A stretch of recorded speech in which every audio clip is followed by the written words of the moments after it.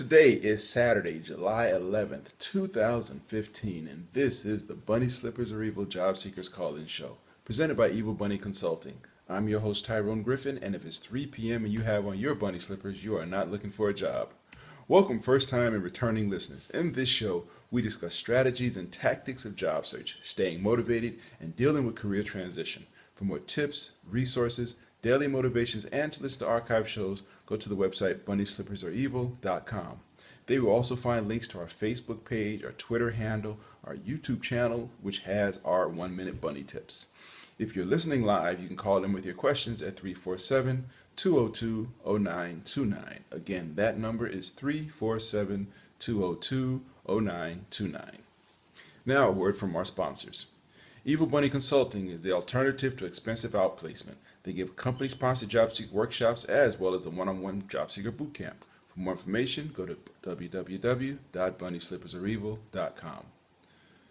Resume Edit is the low-cost, high-quality resume writing company with resumes as low as $35, written by certified resume writers. You can find them online at www.resume4edit.com or call 404-860-2473. Be sure to tell them you heard about them on the Bunny Slippers Are Evil Job Seekers podcast. Let 3dresumes.net turn your resume into a web page with a customized domain for 12 months for only $30.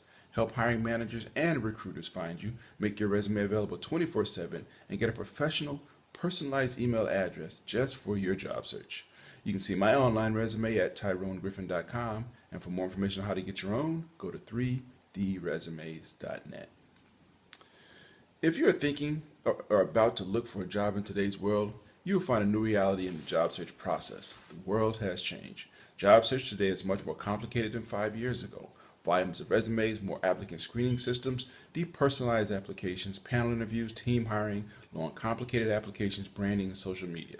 Yes, the world has changed. But have you? Are you still trying yesterday's approach? Why struggle and miss out on today's opportunities? Career Oyster is here to help. Great coaches, the latest resources, unique strategies personally tailored for your job search. Find out the new reality and how you can prevent costly mistakes. To register for a free 45-minute private session with head coach Howard Caddy, go to www.careeroyster.com. Find out the facts. You will be glad you did. Remember their motto, the world is your oyster, be the pearl.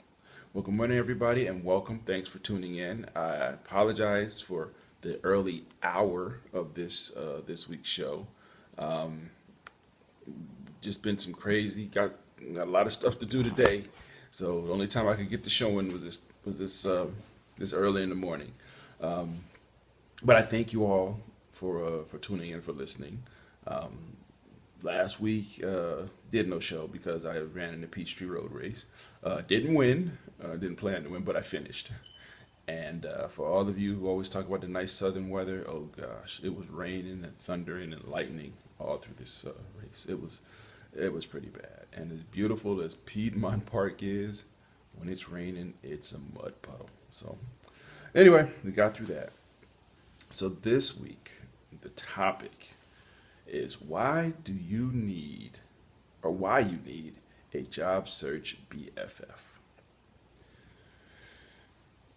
I think a lot of people don't think about that. The reason I thought about this topic is because I was fortunate in one of my transitions that I had a really good friend, and we're still friends to this day. That's one of the reasons why you want a job search BFF. I got about 5 or 6 reasons, but one of them is because, well, you may not be friends forever, but you might be, and the reason being is because when you're in job search, you really are at your kind of your lowest point. I mean, everybody doesn't get depressed about it. Everybody handles it differently. But when you're in job search for an extended period of time, a few months, when you're actively, looking for a job every day and you don't find anything, it can get depressing. It can weigh you down. But also, it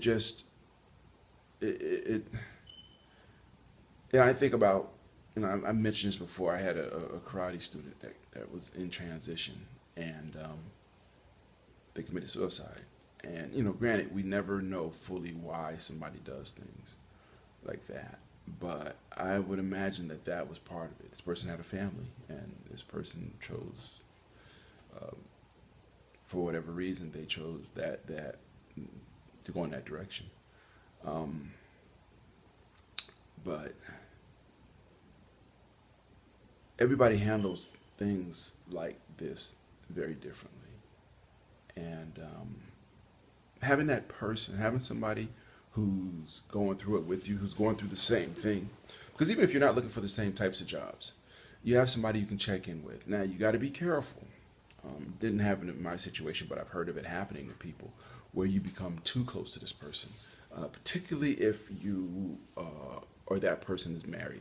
In general, and I usually don't, well, try not, I don't think I do, ever get into, relationship issues, but you're very vulnerable at this time. And that person, if you've both been in transition for a while, you're both very vulnerable emotionally. This is when it comes in. I mean, if your BFF in job search is your spouse, hey, okay, that's a really good thing. But a lot of times it's not, because either your spouse is working, so they are not home with you, or they're not able to go out and sit at your, wherever you decide your office is, and sit with you all day. Um, a lot of times people can't understand what you're going through unless they are also going through it. I mean, that's just um, part of particularly with job search. I mean, you hear that in a lot of things. I guess the thing about this episode this week, I didn't realize it when I was writing up my notes and thinking about it. It's a lot about how you handle a very what could become a very close relationship. I'm not trying to end anybody's marriage or anything like that, or anybody's other partnership relationship. So you have to be very careful. Um, you have to. It's like when you had. I know early in my career, I actually had what now would be considered a work wife. Now there was no romantic relationship at all with this person. We had just become such good friends at work, and the relationship it shut off at 5 o'clock. It's hard to describe it, but we were very, from 9 to 5, we were joined at the hip. At 5 o'clock, we went our separate ways. We didn't call each other at work, after work, or anything like that. They were married, I was married. We never talked about our relationship, but we just realized we had worked together so well at work that it was just, we were like, work spouses kind of thing. Again, there was no romance or anything of that nature. We were just very close friends. And to this day, I still reach out to them from time to time. I met her family, so it's nothing. Her kids came to the job one time, and I met the kids, and so it's no. But sorry, that's rat hole. Okay, for the drinking people in the drinking game, that's technically a rat hole. So have a sip. I don't encourage drinking at all. I'm not a drinker, but if you're gonna have fun, have fun. Um, but my point, going back to the job search BFFs, and we didn't call it BFFs. That's a new term, best friends forever, whatever. Best BFFs for this month.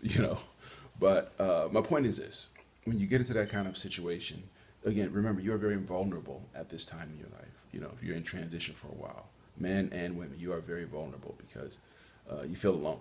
You feel like you're just out there, and you're on your own, and it's uncharted waters, and sometimes you just need somebody to vent to complain about the process, but somebody that can understand the process. Me and my friend, we used to sit at Panera. What we did was we checked in. I'll tell you about our situation, then I'll get into the other things. We we probably saw each other once a week at different job networking events. She knows who she is. We're still cool to this day. No romance or anything. We're just cool. But we would check in with each other every day. Even if it wasn't for 5 or 10 minutes, if we weren't sitting at Panera Bread together, we never went to each other's houses because we had Panera Bread, and that was fine. We go there and get free Wi-Fi. We would go to different job networking meetings. We'd hang out together, but we would check in on each other every day, and that was the most important part about it. Was that every day we would check in with each other, and just how you doing? How's it going? What's going on today? What you doing? Who you got any luck? You heard anything back from this place or that place or whatever? We did that, for a few minutes every day. Then we, shoot the breeze for a little while because you got to do that. We'd heard a funny joke or we saw a situation and we'd vent about job search and stuff like that. We would do that every day, 5 days a week, and it was it was our few minutes of checking in, and it helped both of us get through it. And I remember it was funny. We both said it. We were sitting at Panera one time, and we both said the same thing. And they said, we said, if one of us lands first, it's really gonna suck. And we were right because she landed maybe a month before me, and the greatest feeling was we were sitting in Panera, and she got the call with a job offer, and I was sitting next to her. We were sitting, had both of our laptops. We were sitting there working. And she got a call, and I just kept working, and she just gave me the thumbs up, and I was like, great. I was really happy for her. But yeah, the next month did kind of suck because she was working all the time now, and I was out, still doing my search. So that's the hardest part is being in that situation. But because usually you probably won't both land at the same time. But it helped those few months that we we were able to hang out, and it helped both of us, I think, just get through the crazy which is transition. So anyway, let me stop rambling. You look at my notes, what I wrote. One reason you need a BFF is to remind you to be normal. Think about, like again, you're in a very vulnerable situation. You're in a very weird, awkward, new to a lot of people's situation. You're out looking for a job. You got no income coming in. Maybe you got your savings or whatever. You have a spouse that's working, but you got, you're out looking for a job. Your job is to find a job. You can get caught up, looking at the trees, picking the leaves off the trees and not realize, and forget about the whole forest. Forget about, the fact that you have to keep going. Life goes on, if you're a single person, yeah, you still got to go grocery shopping. You still got to pay your bills. You still have to run errands. If you have a pet, you still have to take care of that pet. You still have to have a normal life because life will not stop just because you don't have a job. So you still have to do those things to get through life. So somebody, a friend, a BFF, somebody who can just say, dude or sister, whatever, you need to go get up and go walk around the block. This is starting to get to you, and you need to do something. So one of the best things is, again, it keeps you grounded, it keeps you normal, keeps you understanding, or it reminds you that life does go on, and it keeps you from getting into that situation where you think the whole world is revolving around you, and you can say, okay, there's other things going on. Let me, go to those other things. Let me deal with those other things in my life. Because sometimes you gotta step away from it. You gotta step away, and you gotta clean your house. You gotta cook dinner. You may have to pick the kids up. If you don't have, particularly if you're a single person, if you don't have kids, and where if you don't do something, it doesn't affect anybody but you. you got to get up and cook. You got to go make something to eat and things like that. So that's one thing, one reason to have a friend, just somebody to keep you grounded, keep you normal. To tell you to go out and get a Krispy Kreme donut. One of my famous stories, the true story. One of my friends in job search.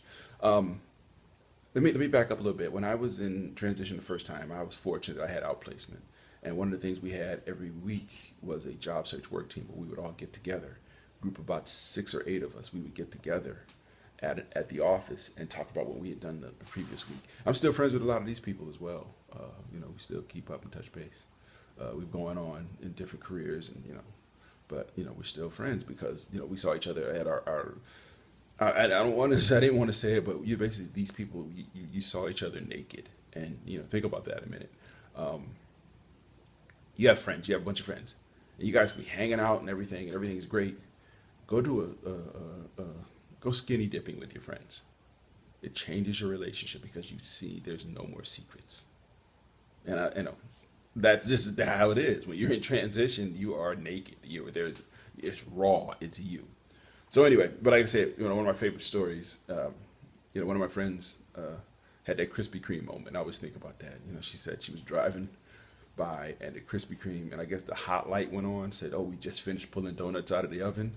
And she pulled over and went and got a dozen, and she sat in the car and just ate them, and it felt so good. Anybody who doesn't have a Krispy Kreme near them, doesn't know what I'm talking about. Oh, Krispy Kreme donuts are like crack. I'm sorry, they are. But anyway, okay, that's second rat hole, so go drink. Another reason you need a BFF. You need someone to share your joy and your pain.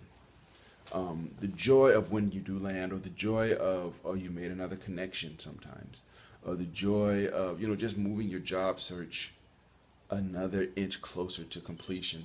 The joy of even, being able to refinance your house or some financial issue, the joy of getting your car fixed or whatever. Those are the things it would be nice to have somebody to share those things with, that can kind of commiserate with you, and the pain, oh, I need new tires, I don't have any money. This is not anything against spouses. You can share these things with your spouses, but you got to understand something. Think about 2 people are working. Okay, they come home from work at night, and what do? They share. How was your day? How was your day? Da, da, da, da, da, da, da. When you're in transition, that how was your day? Oh, I applied for 3 jobs. I tried to talk to 2 or 3 different people. The conversation changes. Because it's not enjoyable, and B, you didn't make any money at it. So it's kind of hard for a spouse to continue hearing the same thing over and over. Nothing against spouses, and it's not about love or anything else. It's just the conversation changes. But when you talk to somebody who's in transition, and you say, "Oh yeah, I got a rejection for this position," or I tried to reach out to this person. I was talking to this person at HR, and they haven't called me back. That person is probably dealing with the same thing, so they could commiserate with you. They can feel it. It's that thing where you say sometimes you just look at somebody and you go, "Yeah, I'm there." A lot of things you will say are unspoken between BFFs in transition. They can pick up on your mood. You might, you go and meet somewhere for coffee to sit and do your daily or weekly check-in, and it's like they see you walk in and they look at you, and it's like, yeah, okay, yeah, I get it, I understand. And it's just that, I remember when I landed the first time I was in transition, and I landed, and I got the call with the offer. I literally was on the way to a job networking meeting, and I sat in the parking lot for a few minutes talking to my hiring manager about the opportunity they're offering me. And I was a few minutes late for the job networking meeting. It was we were at some coffee shop, about 6 or 7 of us. And we all, I came in and I was sitting at the table. Somebody else was talking. So I just sat there and my mind was 1,000 miles away.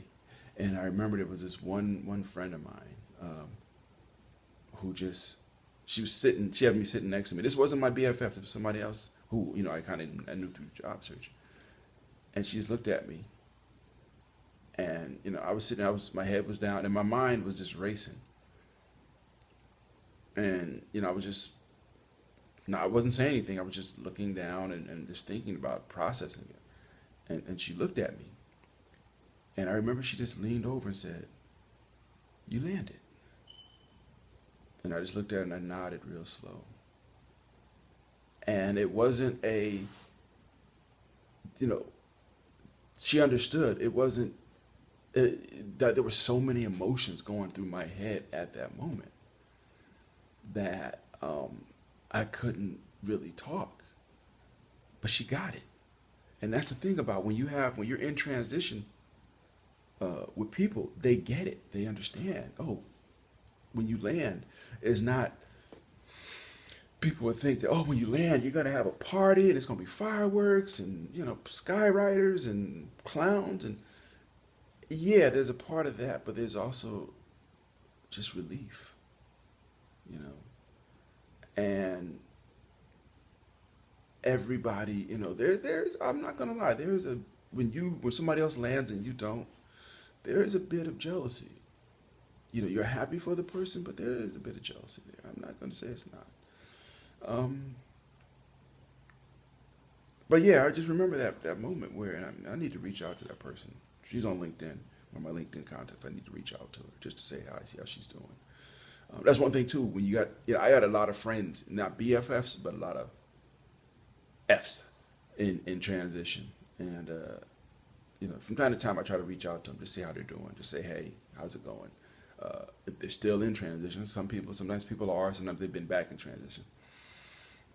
Reach out to them to see how they're doing, see if you can help them. Okay, let me get on to my bullets. I said, yeah, someone, remind you it's normal, someone to share your joy and pain, someone to keep you honest, okay? It's easy to be overly optimistic. Oh, yeah, things are going great. It's like, no, you've been out of work 4 months. Things ain't going great. With somebody you can be honest with and say, yeah, I've been looking for a job at this level because this was the level I left. I've been looking for a job at that same level and I'm not finding them. But I still think I'm worth, $147,000 a year. Well, after about a year of looking, yeah, maybe you need to drop to 146,000.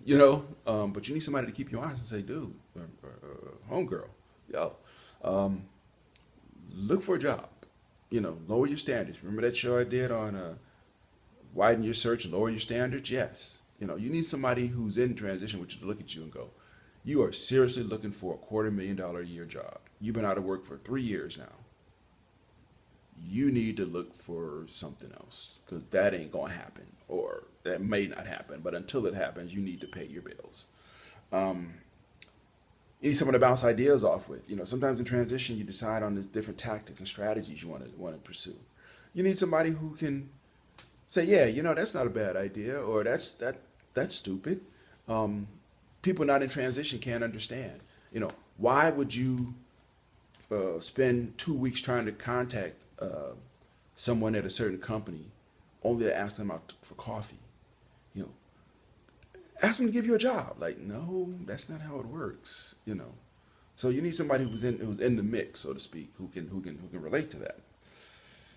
Someone to practice on. Somebody who, if you want to practice job interviewing, if you want to practice your elevator speech, somebody who's close enough to you, they can go, that sucks. I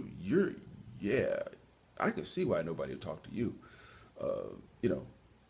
I told you, the famous, not famous, but story I told about, I walked into a church one night for a job search networking meeting. This guy was telling his life story, and he was talking about how when he was in college or high school, how he played football. And this guy was probably in his 40s. And I walked in late, so I didn't know what he was talking about. So I just sat down and be quiet. And after he finished, the people, he asked for feedback, and they ripped him to shreds. I was sitting in the back like, ooh, that hurt. Found out that was his elevator speech. This dude talked for like 5 minutes. Like, dude, 30 seconds. And you're 40 years old. Look what you did in high school. It was bad. But you need somebody to be honest with you about that. Tell you those things. Say, hey, someone to help. Yes, you need to help people. You might come across an opportunity that's not right for you, but might be right for that person. You know, and if you feel awkward trying to throw job opportunities to strangers, you got your BFF right there. Hey, I saw this. Um, here's something that you might like. It's not for me, but you might like it. Yeah, someone to help, someone to send job leads to, someone that can, that again, you can feed off, you can help them because part of getting through transition really is about helping people. That's one way you get through transition is you try to help other people. I've always said that. Um, Even in the worst, I started this podcast. Oh gosh, 5 years ago I started this thing. 4 years ago I started this thing in the middle of my own transition, and people was like, why? And I mean that became a bone of contingency or bone of contention, excuse me, with the people that ran the outplacement firm that I was going to because they thought I was joking around. They thought I wasn't looking for a job, and I tried to explain to them, no, but this is part of my looking for a job is trying to help other people. This is because God told me to do this. Um, Let me say, and without getting into a lot of details, this is a totally rat hole off the subject. God's telling you to do something, do it. Okay. Don't worry about if it's God or not. If it's God, God don't tell you to do nothing crazy. But if God's telling you to do something, do it. Sorry for all my atheist friends out there. If you're a Muslim or some other religion, just listen to whatever God you follow. Uh, just trust Him. Get reminded of that every day. Recently got reminded of it again. God says do something to it. But anyway, back on the subject. So these are the reasons. Hopefully you got something out of this half hour, 27 minutes and 30 seconds. That you can use. Again, having a BFF in transition is one of the best things you can do. Just having, again, this is not about romance. This is just about having somebody who you can commiserate with, who's somebody who's on that same level of dealing with transition, who can understand what you're going through, who can bounce ideas. You can bounce ideas off them. They can keep you honest. Jewel, I'll give her first name. She was my BFF, and she knows it. And we're still good friends to this day. We still keep up with each other. But I think we helped each other get through a very difficult time. And it's nothing like, I have more friends from transition, because again, we saw each other naked. I don't mean that in a sexual sense, but we saw each other without emotions, without, these are people who, you didn't know them before, but you know them now. And when you get to know them, you get to know them at a time when your emotions are raw, their emotions are raw, everybody is you're just there. And you have to deal with a very uncomfortable, a very unfortunate situation. We never got into each other's business as far as your finances, we prayed together, those are the things you do,